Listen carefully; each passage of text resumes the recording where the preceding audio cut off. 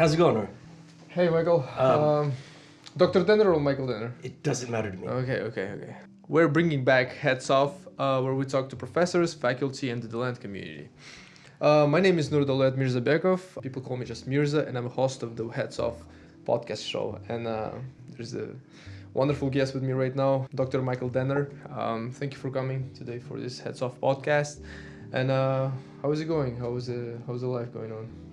There's a lot going on, but everything's good. I am a professor of world languages.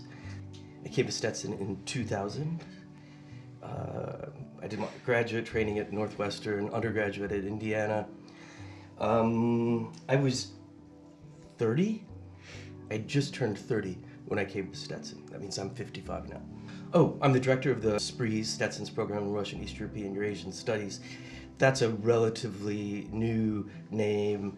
We changed our name in 2014 from Russian Studies to be a little bit more aware and inclusive. We were lucky that we did that. It was good timing to do that. And so now we're distinctly a regional area studies program, and we have the expertise to match that. I know. Oh yeah, yeah, exactly. You really know. We speak Russian sometimes. Yeah. Can you tell us about how did you get into teaching? My field is pretty insular. I got my PhD in Slavic languages and literature, and I know most of the people in my field have been around for a while, and most of them have origin stories like, the majority of them are post-Soviet kids or Soviet kids. That is to say that their parents or they themselves were born in the Soviet Union and or what is now called Russia or Ukraine, or the non-indigenous, the non-Soviet ones. I was conceived while my parents were watching Dr. Zhivago, and therefore I have a great love of Russian culture, or something like that. I'm afraid mine is a little less romantic. I grew up in Indiana and Kentucky, and like a good Hoosier, it was 1988. Everybody forgets how Ronald Reagan gave the Evil Empire speech in 1986 in Orlando, by the way. So it was quite a different time. And when I started to study Russian, it was because I wanted to kill as many commie bastards as possible. I was 18, and it was Indiana, and Ronald Reagan was in power. I studied Russian and political science because I wanted to become a spy, which I think is pretty typical for 18-year-olds, especially from Indiana. I'd studied in St. Petersburg my second semester of my senior year, and sort of inadvertently got a major in Slavic and in Russian. Right when you study abroad, you get like 16 credits, so I got a major. But I really majored in poli-sci when I was there. Anyway, I went back and lived in Moscow and worked for a couple years. And I came back and I decided that I wasn't done with college. And I looked around, and the only salable skill I had was that I could speak Russian, and so I did a PhD program at Northwestern. And that's very typical for graduate programs, is that essentially graduate students trade teaching for tuition, and that's right. So I taught Russian language for 4 years at Northwestern. I had no intention of becoming a college professor. And again, this is when I was 28 or 29 years old. There was a dot-com bust in 1999. And my intention had always been to go and work in the tech sector. And we had a bunch of recordings from Melodya. And I figured out how to digitize records. I was the first. I'm sure that other people were figuring it out at the time, but this is 1997 or something like that. That was not the norm. I was gonna do kind of the recording industry and tech industry that, I was gonna do whatever. And then the dot-com bust happened. And I said, I guess that's not going to happen. And so I interviewed for a bunch of jobs for teaching in higher ed, and this weird little place called Stetson, which I'd never heard of and only made fun of Central Florida up until that point. It's for the alligators, all right? And I flew out here in spring of 2000, and they hired me, and I started teaching in August of 2000, and various vicissitudes, but fast forward 25 years later, and I'm teaching my last semester at Stetson. Wow. Yeah. Last semester, after 25 years? Yeah, that's right. I'm retiring in May. I wanted to ask you a question about, like, what was your first interaction with Stetson? That is a great question, and it just depends on what you mean. But like, remember, I'm from Indiana, and so I remember during my interview. So this is spring of 2000, April. I'd never seen an orange tree before, and I remember driving in on 44, and at that time, on 44.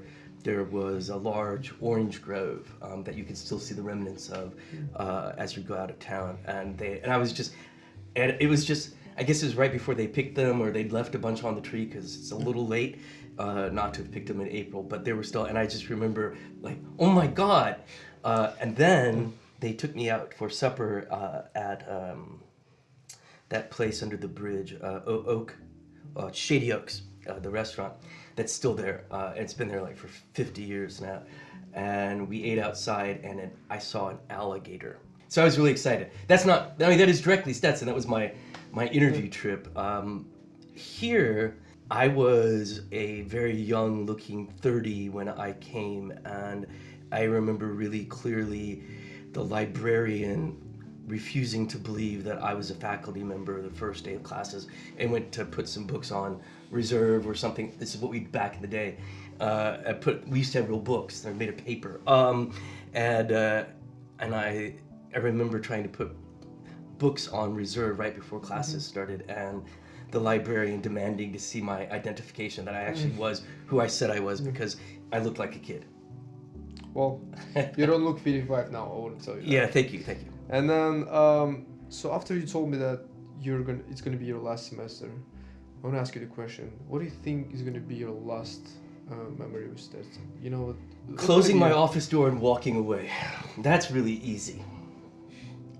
I mean, I'll say it this way. Over the last 25 years, I've had a lot of really wonderful interactions with students and colleagues and staff. And I'm really fortunate to have done what I did for 25 years.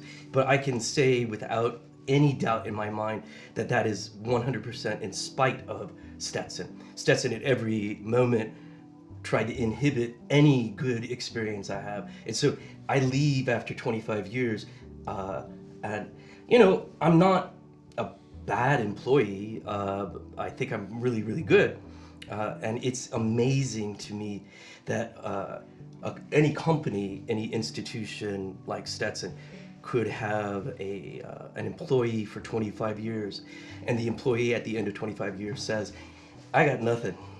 Not a single fond memory of Stetson whatsoever. They've obstructed at every step what I would call natural human reactions. I'm sorry to dump that, but that's, there's a funny part of me.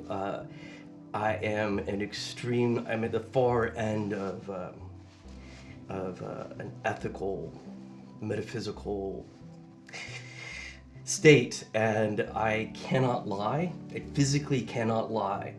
And so if you ask me a question, I will always tell the truth, which I think pisses people off. I want to say unequivocally that this was a very different place when I came. There were some incipient tendencies when I came that realized themselves more obviously over the course of 25 years at Stetson. But when I came, it was a really good place to teach. And I think that that was true for the first 5 or 6 years. Remember, the path of a professor is actually kind of complex. You come as an assistant professor and you spend 5, 6, 7 years as an assistant professor, and then you get tenured, and then you have another 5, 7 years, and you're a full professor. I came and was a visiting professor for the first 3 years, and then events occurred, and my position was transferred to what's called a tenure line. So you got to remember that for the first 7 or 8 years, I was not a tenured professor, and it's a very different experience not to have any job security and to be concerned about, getting tenure, these things that professors do. But while I was not a tenured professor, so let's say for the first 10 years that I was at Stetson, it was a pretty good place. The moment, and then I guess I developed a lot of allegiance to Stetson those first few years, and I really thought that I could change the place.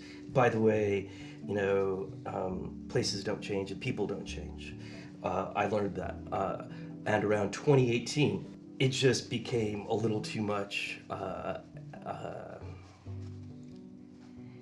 I started to realize that there was no saving Stetson, and that it had chosen a destiny that I didn't particularly agree with. And that's the moment, I think, just when you have that, look, you've all been in relationships, and comes some event, some occurrence, right, where you realize, oh wait, it might have been good at the beginning, but things have changed and I need to get out when I can. But that was 2018. And I had 2 kids and a wife, and a house. I continued to work at Stetson, but was looking to get out somehow, but it's very difficult. Let me just point out that there are probably something like 50 positions in the United States that I'm qualified for with my PhD, right? 50 universities that have good, strong programs and would hire a person with PhD for a tenure track position. It's complicated. There's just not a lot of mobility in my field. And then there are a lot of opportunity costs moving to another place. And so I stayed at Stetson until now. This is the earliest possible that I can retire. I'm 55 again, right? And that's legally speaking a retirement age. And as soon as that happened, I'm out. So you're speaking like places don't change and people don't change. What exactly you wanted to change? Oh, that's actually an easy thing. Ready? I imagine not acting terrible towards people as sort of a baseline, what an institution, what a business, what a human being should do. And Stetson makes that extraordinarily difficult. And what ends up is that students are treated poorly, faculty are treated poorly, employees are treated poorly. I'm not quite sure who gets treated well in a system like that. But like I said, sometimes you're in a relationship and you look up and you realize, holy crap, I need to get out. So that's easy. Like I have no particular ideal. I mean, I probably could talk to you about what an ideal university education would be like. I have ideas about that. I mean, I've been in the business for 25 years, but the baseline that I really don't like is the constant lying, manipulation, and use of other human beings, which I mentioned earlier about my moral universe, and that you cannot instrumentalize another human being. That's terrible. It's the worst sin. And this place basically operates on that principle. And so a moral parting of ways, to say the least. One that exemplifies Stetson's treatment of people and the dynamic that I don't care for. And again, like, it's hard to choose which of the 25,000 examples. I'll tell you one that actually you know. Ready? Okay. You know Julie, the secretary. Yeah. And you remember how she has those long fangs, and she's 7 feet tall, and she wears jack boots and carries around a rifle, right? No. That's the opposite, right? She's like the sweetest human being Yes. imaginable. She's like 4'10". That's not an exaggeration. She's diabetic. She's 62 years old. Very sweet. Lady. Very sweet. She goes to mass every day. She's a hardcore Catholic, etc., etc. This was in July, not this past July, but the previous July. And she's a full-time employee, and so she's now the secretary, the administrative assistant for the modern languages. And so she was there in Sampson Hall when campus was basically empty, right? But that's what admins do. And so she was there, and remember, this is all secondhand, but verified by me. Two young men from IT came and started to take the computers out of the language lab, which is right next to where Julie is. And Julie got out of her office and stopped them and said, "You can't do this. You got to show me at least some documentation." Rightly thinking that, like, a language lab without computers isn't a language lab.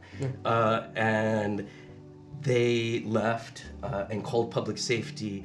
Public safety escorted Julie out of the building, held it. You're looking shocked. Wait, that's not the punchline, right? Like, the punchline is way, way, way down. So just patience. So they escorted Julie, who is, as you know, the most law and order person you can imagine. So she's humiliated, upset, very upset. And two public safety officers secure her to the fountain area so that IT can remove the computers. And, like, right there, you're like, there's some really morally questionable things going on here. So of course, she tells me, and it's kind of hard to make me angry, despite what people think. If you want to see me angry, I can demonstrate it, but I don't think you'd like it. So I kept my patience, and I called IT, and I was like, "You guys need to explain this situation." And they said, we're undergoing budget problems, which is true, and we need to remove computers from campus. And I am a very reasonable person when I need to be, and that makes sense to me, like cutbacks. And, you know, they need to, like, go from 5,000 computers to 4,000 computers, and they need to find 1,000 computers. So I'm like, okay, fine, it sucks, but, you know, belt tightening. I come to find out a couple months later from a colleague who will remain nameless because the colleague doesn't have tenure, that they removed the computers from the library too. And so this person called and did some digging and asked people, and it turned out that the computers weren't taken away because of budget cuts. Instead, the story goes something like this. Stetson subcontracted out what's called, kind of cloud computing. It's, if you know a lot about computers, kind of a master-slave relationship. But as it probably doesn't surprise you that many of the computers on campus are just the carapaces, right? They're just the boxes, and they're networked to another computer, and the other computer is the one that does so that's kind of a master-slave, but not exactly. But that's the situation. You need a complex programming, essentially software, to handle that hardware issue, right? Like, how do you take 15 computers that are doing 15 different things and coordinate them? And right, so, right? And so Stetson 5 years ago subcontracted out to a company to do the programming that would allow them to have that relationship and cut their costs significantly for computers. All of this good, by the way. I'm like, yeah, and it's the way that computing is going. Except for here's what happened. After 5 years, the contract came up for renegotiation, and maybe it's a surprise to you, but companies like to make money. It is capitalism, go capitalism. And the software company raised its rates And Stetson was not prepared to pay that. And so Stetson said, no, we're not going to pay it. And so the software company turned the switch off, and all of the computers that they confiscated had been bricked. And that's the reason that they were taken. So I hear this from a colleague, and it clicks. Everything makes perfect sense. And I'm like, wait a minute. I'm confused. Is Stetson lying about lying about lying? Or has it gone all the way around? And is it lying about lying about lying about lying? And I was so confused, you know? It's really hard to keep track. Wow, that's interesting. Yeah. It's, Yeah. That, by the way, is, I would say, do you know the word synecdoche? It's a term in literary analysis where the part stands in for the whole. So things like talking about the U.S. and you mean something very specific, but you use the America as a placeholding name. So that story to me is a great synecdoche of how Stetson generally operates. People get a little bit of power, and the first thing they do is use the power to obscure the fact that they've made a mistake. And I just think that that's the dumbest use of power imaginable. But that's what goes on here. And I just, you know, after a while I just get worn out. I feel like the moral turpitude after a while just wears on you, and I don't want to participate in that ecosystem any longer. Got it. Absolutely understand you. You know, you don't see this stuff going on. When No, you guys shouldn't see it, right? Like don't see it. You're what, 21 years old? 22, yeah. You're what, 22 years old? You're a student. Your parents pay good money. You're on the soccer team, so you probably get lots of scholarships. But whatever. And the facade is pretty okay. You know, we're sitting in a really nice studio that costs a lot of money. Now, you will grant me that it's not the studio that it needs to be, but it looks nice. That's what I say. Stetson does a nice job of looking nice. appropriate, and it sells itself. It doesn't sell itself particularly well, but you know, it sells an image of itself that is easy enough on the eye. The longer you're here, my bet is the more that you realize what a kind of place this actually is, and the less you want to be part of it. Remember, I've been here for 25 years, and I am close friends with many of my former students. Yeah, that's the roller coaster you'll be on. Talk to me in 10, 15 years, right? Yeah. But like, as students, I think it's a good thing that you're largely ignorant, although I'm sure that all of you have seen little peeps behind the curtain about, like, it's like the Wizard of Oz, right? And Toto is going over there and pulling on the curtain, and every once in a while you can see that the wizard is not the wizard at all. I'm not here to burst your bubble on that one. I think that that's exactly the right. I mean, you're 18. You're not even from the United States. You're 18 years old. You don't know anything. I mean that. I mean, not as an insult, but like, I would think of myself when I was 18. I didn't know anything. I really didn't know anything. Yeah, but there's a real difference between an 18-year-old, a 30-year-old, and a 55-year-old, I guess. Rolke is actually a really good president. He's an incredibly charismatic and likable guy. Like, right? There's no doubt that, I mean, I've watched him interact with a broad swatch of people, and as you know, there are lots of professors who, man, their comfort zone is pretty narrow, one could say. That's not Rolke. Like, that guy is incredibly charismatic, friendly, totally sincere. I totally buy that stuff. Like, he's not putting on airs or anything like that. I mean, that is really who he is. A genuinely nice, kind guy. But not the right person to be the president at Stetson University right now. And so that's, you know, I feel like that's really even-handed. I would definitely have a beer and play basketball with the guy.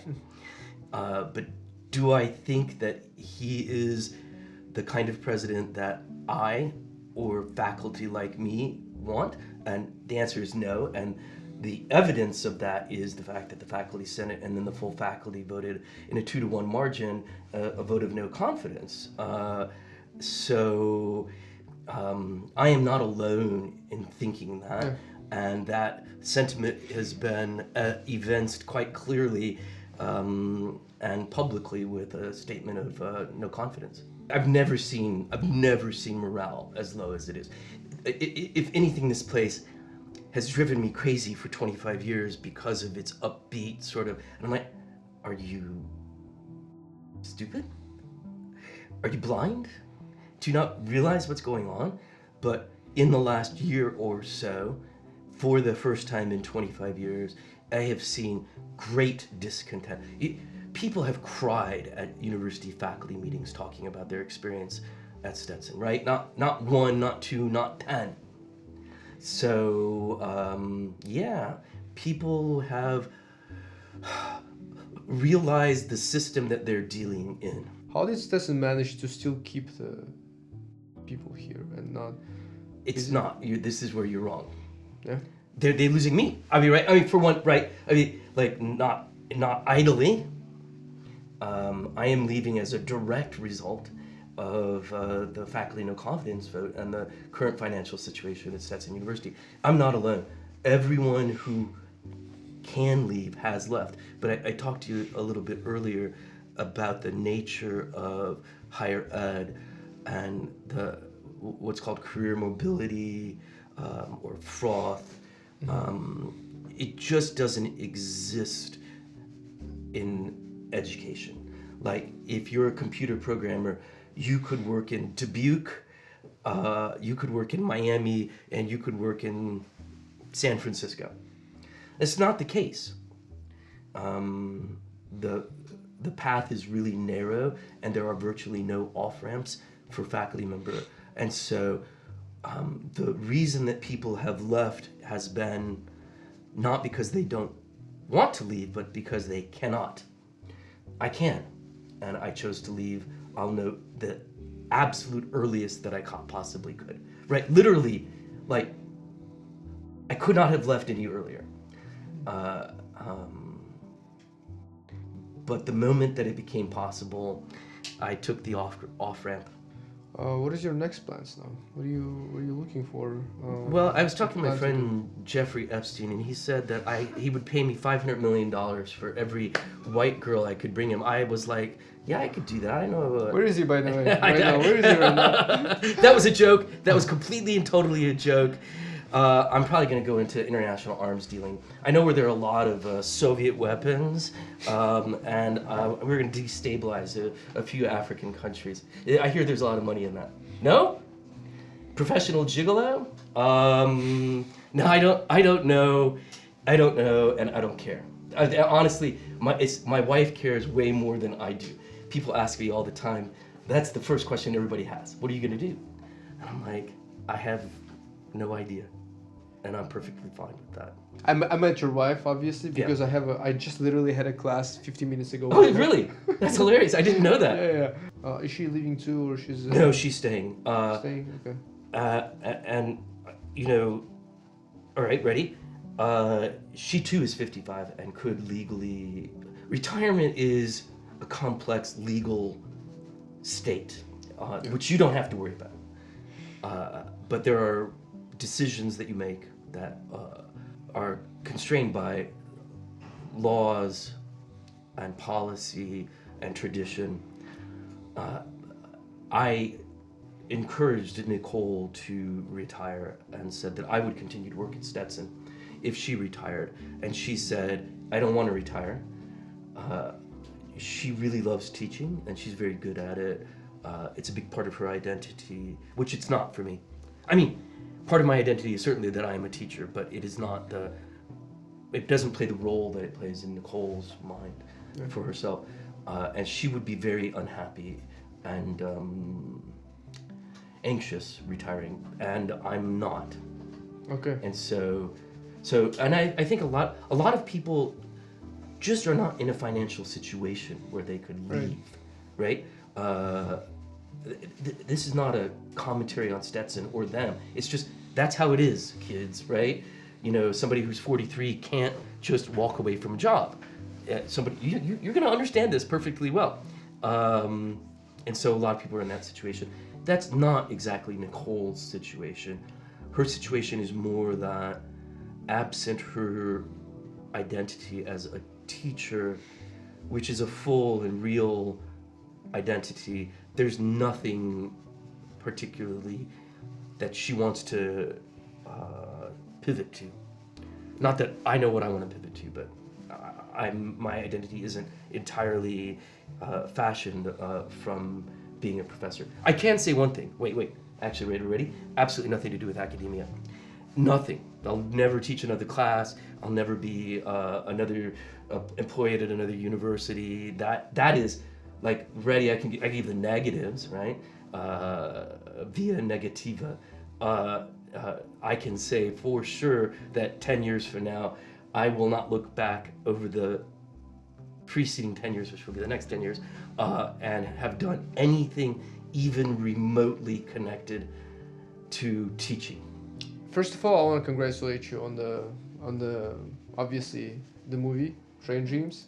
Oh yeah, you're not congratulating me. Hey, you're in the. I do appear in it. Yeah. In the credit, post-credit scene. So. Yeah. That's it is an interesting story. Clint Bentley graduated in 2010 from Stetson, and I'd been here, and he was never in one of my classes.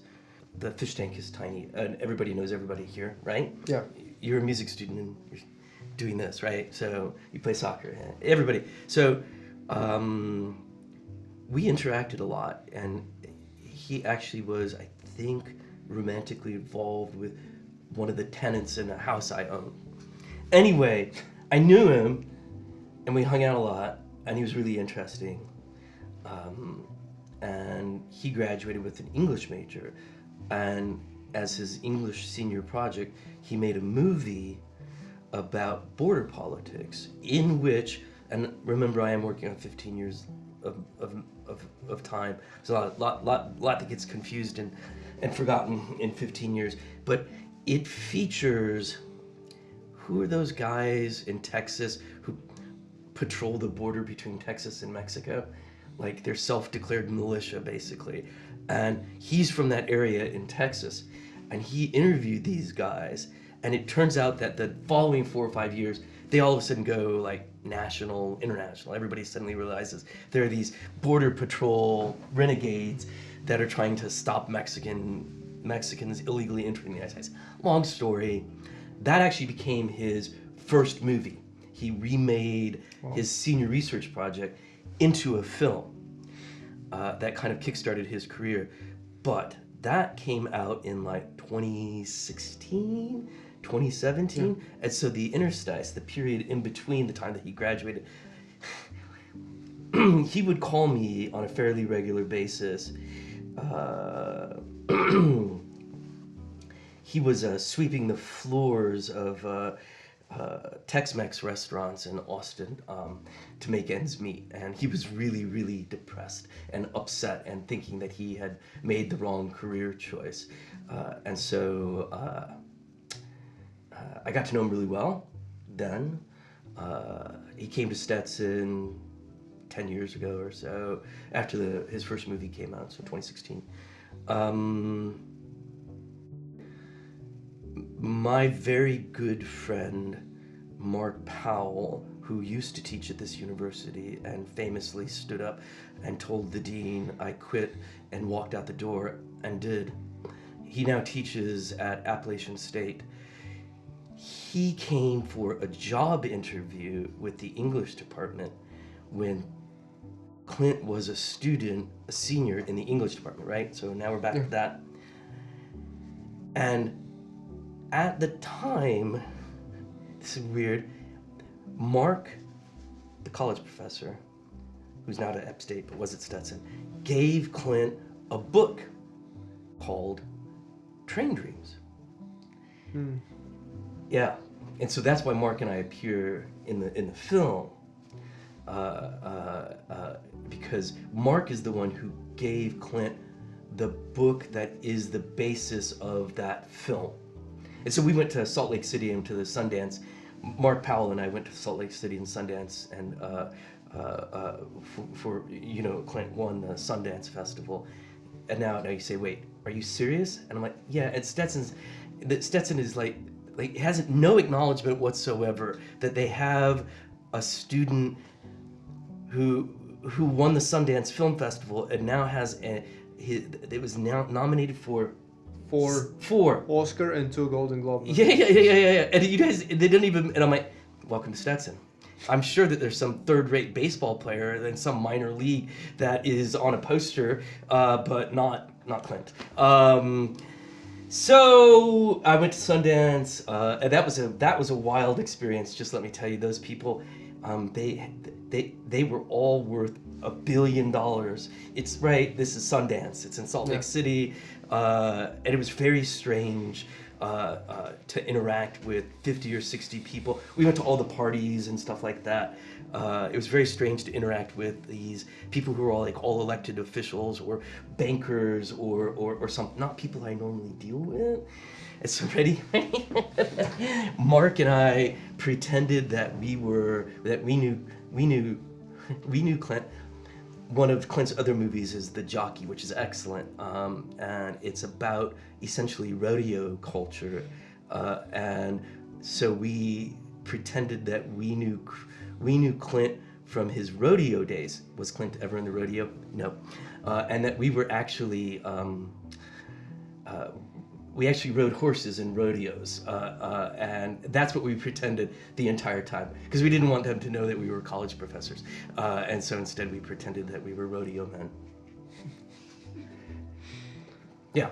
What do you do when they were all like, the governor was there, like it was like weird. Yeah. So yeah.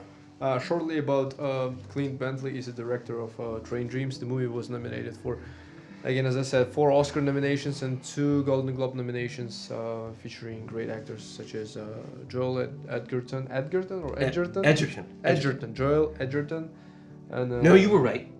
Edgerton. Yeah. Edgerton. Yes. I always get them screwed up. Great movie, fantastic movie, and recommend to watch to everybody. In the post credits, Dr. Michael Denner appears as in the part where it says special thanks to.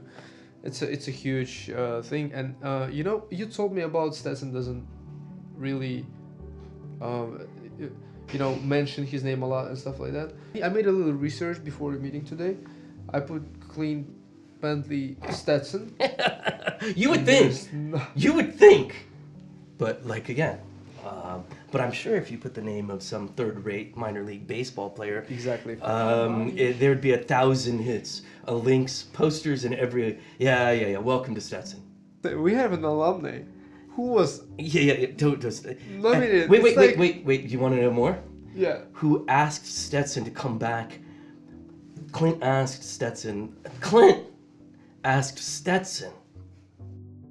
if they would he wanted to come back and visit Stetson and talk, and Stetson said no, yes, yeah, I'm not, that's not an exaggeration.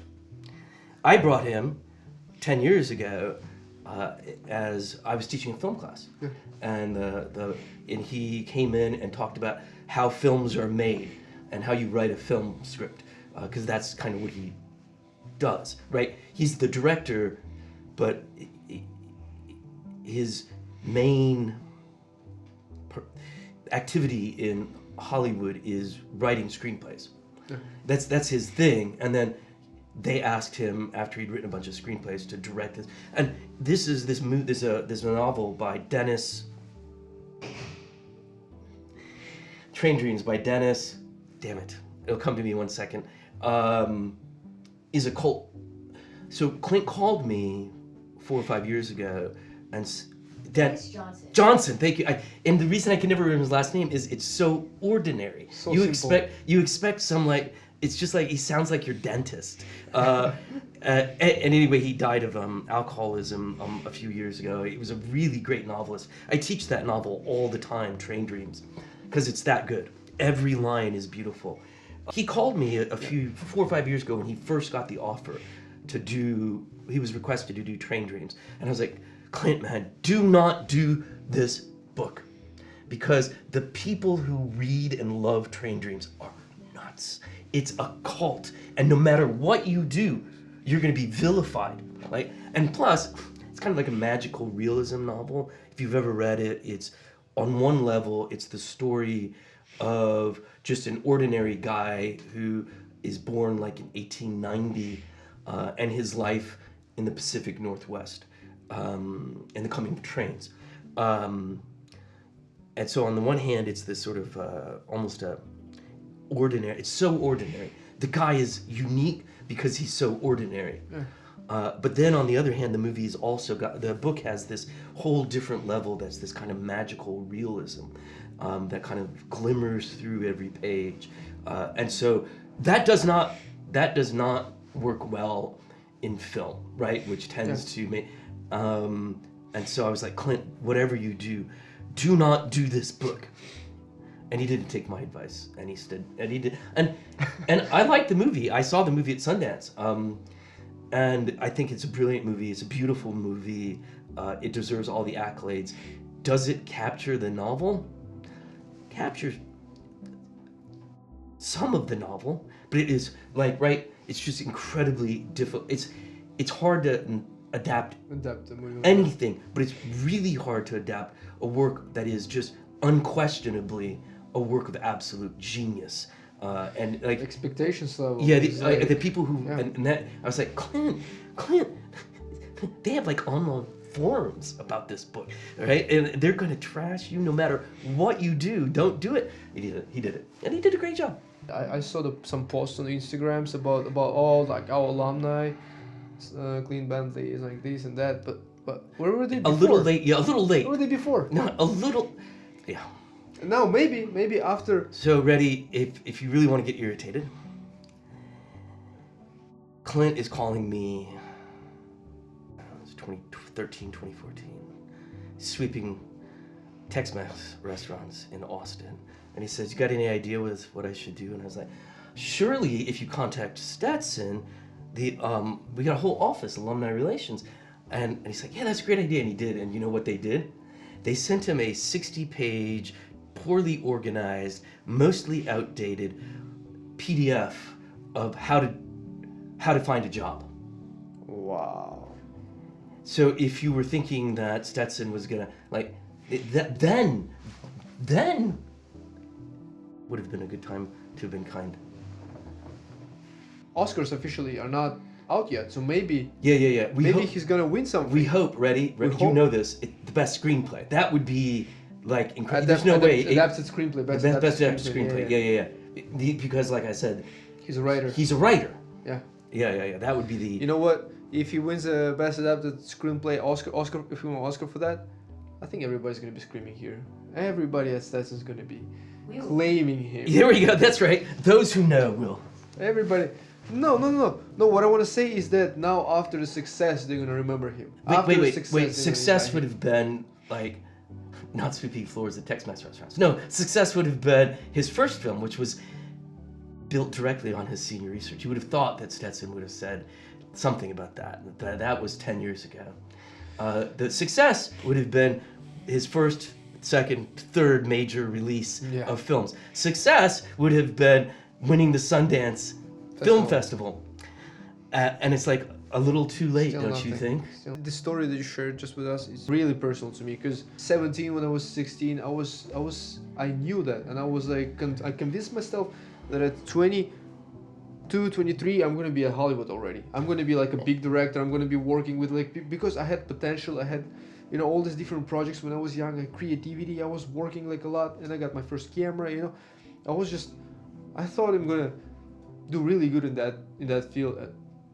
And now I'm questioning myself. I'm questioning where I am, where I'm supposed to do. If maybe it's the wrong choice. My parents were telling me, "Oh, you be a lawyer. Be a lawyer, be a doctor." And I was like, "Nah, I'm a director. Just trust the process." And look at me now.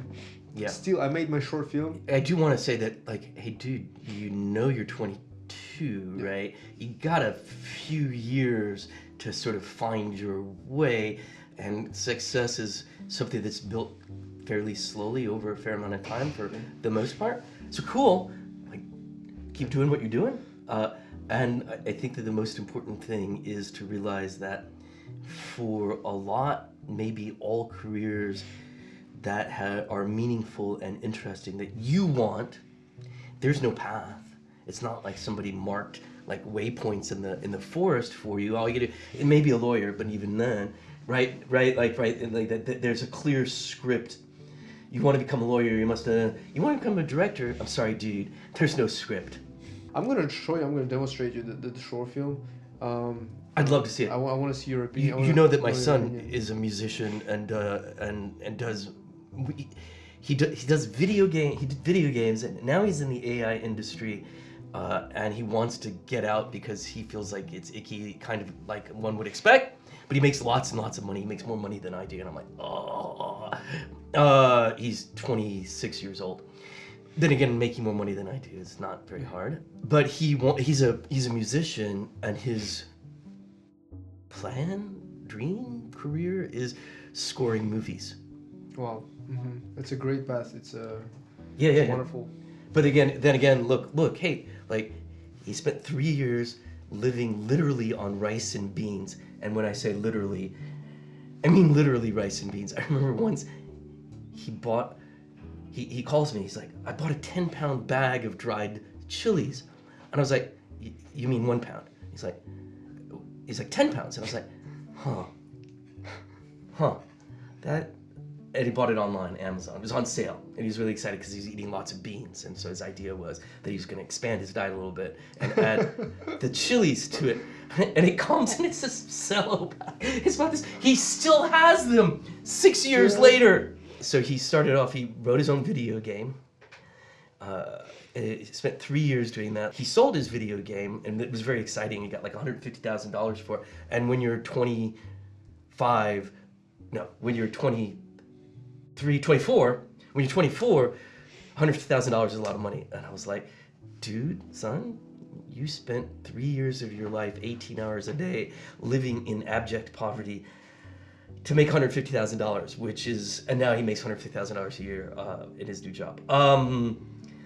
And then he used the money, and for the last couple of years, he's not done much. He's 26, right? So do the math, right? And then he just got a job for a company. Fascinating. You ready? His job is, when you use ChatGPT and you put a thumbs down, is to examine the audio, right? Like they really do care because they want to improve the product. And so they have hired people, among them my son, to do the audio because so many people complain about the text to audio or the audio, the generated audio that ChatGPT does. And so his job is to listen to voice prompts and find out why users thumb them down. Isn't that a weird job? That's rare. That's and unique. Make $150,000 a year. Thank you very much for your time. Yeah, it's been my pleasure. I really appreciate your time and incredible things you taught us, and obviously a lot of lessons to learn. And I hope your retirement is gonna be, as smooth as you want, as happy as you want. I'm sure it will. Okay. If all I have to do is to replace my salary, I can do that in a few days. Like, I just gotta find some nice white women. That was a joke. It was totally a joke. I did not know Jeffrey Epstein, and I've never sold another human being yet. Okay. Quick question. Just, what was your, off-topic question. I just want to know, what was your salary here at Stetson?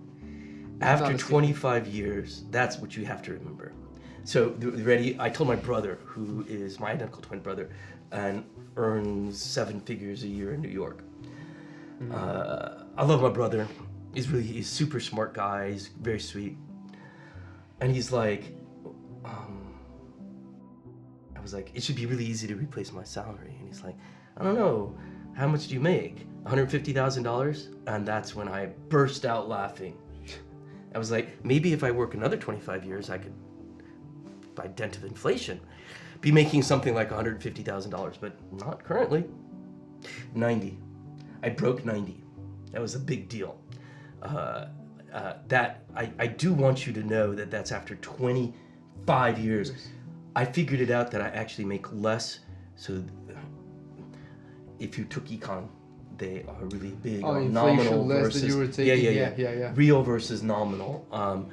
In real terms, that is in 2000, the year $2,000, I make essentially what I made then. Does that make sense? I haven't gotten a raise, but by dint of inflation, you're staying the same level. I'm the same level. So after 25 years of devoting my life to a place, directing the honors program for many years, being an exemplary employee, for the 4 years that we had merit, I consistently got highest merit, which puts me in the top 5% of all the employees at Stetson University for 4 years in a row. I'm just going to guess. I don't know statistics in the way that some statisticians do, but the N there is pretty obvious. There aren't a lot of better employees. After 25 years and having highest merit, I today make essentially, I came to Stetson in 2000, and my first paycheck was for $30,000. Let me write my annual. No, it was not. It was 2000, and money doubles roughly every 11 years in the current inflation, and so whatever.